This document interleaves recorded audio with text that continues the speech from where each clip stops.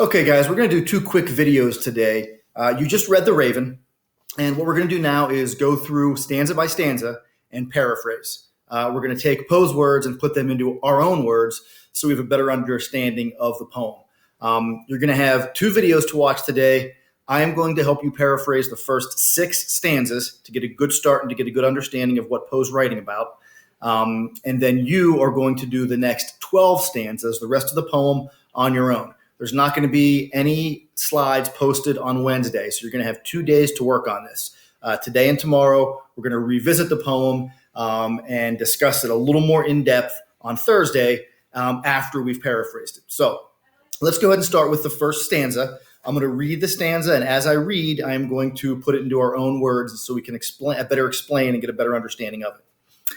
Once upon a midnight dreary, while I pondered, weak and weary, over many a quaint and curious volume of forgotten lore.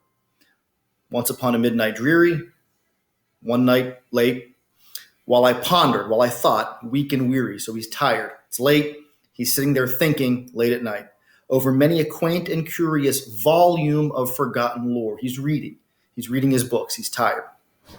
While I nodded, nearly napping, suddenly there came a tapping of someone gently rapping at my chamber door. So he's nodding, nearly napping. He's got the head nods, right? He hears somebody knocking at the door. "'Tis some visitor," I muttered, tapping at my chamber door. "Only this and nothing more." So he says to himself, someone's at the door, no big deal. Let's go on to stanza 2. "Ah, distinctly I remember, it was in the bleak December, and each separate dying ember wrought its ghost upon the floor." Again, pretty simple. It's December. A little more complicated now. Each separate dying ember wrought its ghost upon the floor. An ember is something that is burning in a fire. So there's a fire going. What's it mean when it's wrought its ghost upon the floor?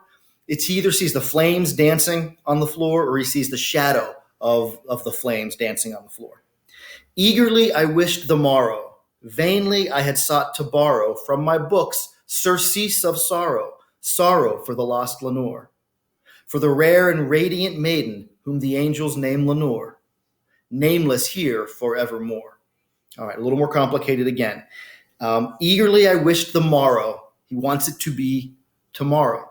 It's late. He wants it to be tomorrow. He's trying to get rid of his sorrow by reading books. From my books, surcease of sorrow.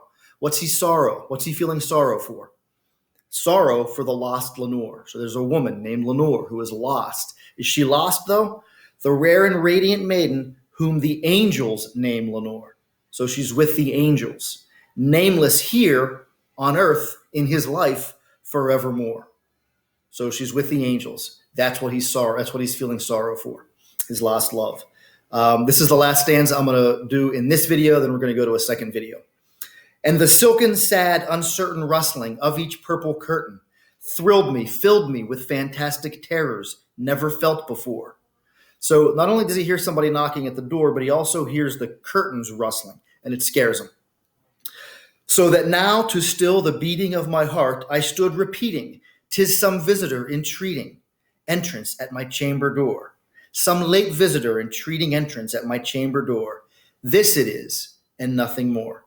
So he hears the curtains, he gets scared from the curtains, and his heart's beating fast. So to calm himself, he says, all right, it's just somebody knocking at my door. That's all it is, just somebody knocking at my door. This it is, and nothing more. So that's the first 3 stanzas. We're going to go on to video 2 and do the last 3 stanzas.